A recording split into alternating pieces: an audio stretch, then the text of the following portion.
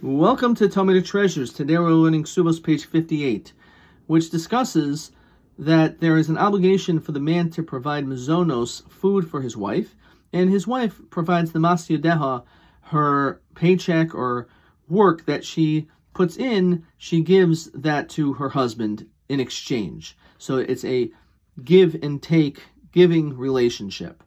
Now, it does tell us, therefore, what happens in the event that the man says all of your work that you're going to be doing. So the law is that I want to sanctify that and I want it all to go to the temple, to the Beit HaMikdash. So when it comes to all the extras, she works above and beyond, so in that there is an opinion of Rabbi that says it works, that these words that the man says actually has meaning. And the question is, why? We generally say that when it comes to something that's not in this world, a davar shelo ba olam, you can't do something with it. You have to wait first until, let's say, she makes the money and her money is here, and then possibly you could designate it for the temple. But if it's not here yet, your words, it shouldn't have any validity. So according to Rabbi, he says a very interesting expression. He says, Ein adam motzi devarav levatala. This person, and any person, they don't just speak for no reason.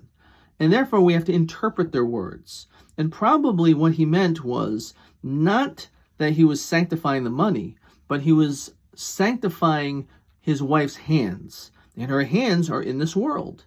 And therefore, since they're here, so whatever she does with her hands, so that actually has validity and it will be designated to the temple. It will be holy, it will be hekdesh.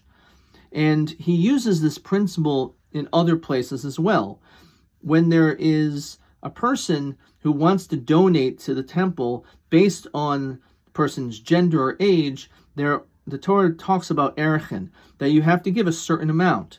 Now, if a person would do this for someone who's less than a month old, there is no such law. And therefore, if you would say, I want erechin, I want to be able to give the monies for the value of a child who is under a month, so the question is, do we say it means nothing?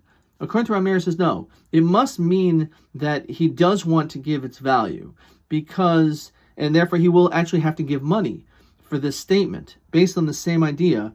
Ein adam motzi devarav levatala. He knows that erechin doesn't work for less than a month, and he also knows that you cannot sanctify something that's not in this world. But we see from here an incredible concept, that according to Rabbi, he values speech so much that he says there's no way a person is going to actually say something. He's not going to have words that come out of his mouth and they are levatala, just nothing, meaningless words.